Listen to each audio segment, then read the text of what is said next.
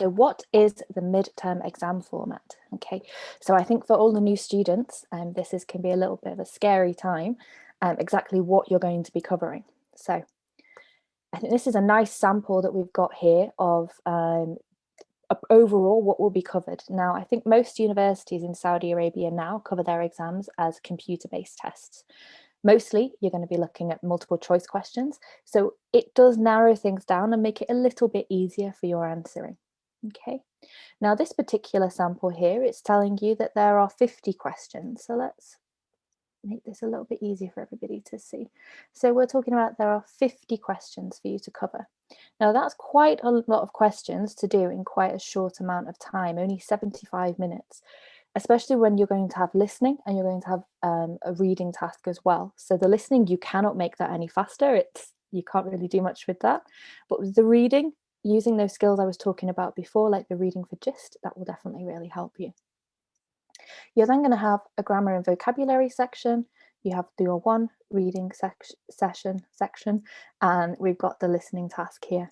And as you can see, you've got the marks that are all broken down for you. So you can see that the two big sections for marks, you've got grammar and vocabulary and listening. So it's making sure that you can get the most marks from these areas. Your reading is still 10 marks.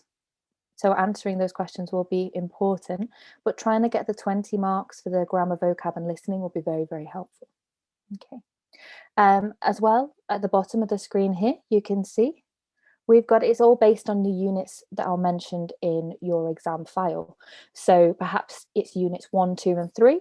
So the important thing, as I said before, is looking at your course book. Please note this isn't the course book for your file, for your university, but it is just an example of a course book. So we've got, let's have a look at this one. So we've got hello, we've got the unit 1, 2 and 3, and we've got the different grammar and the different vocabulary.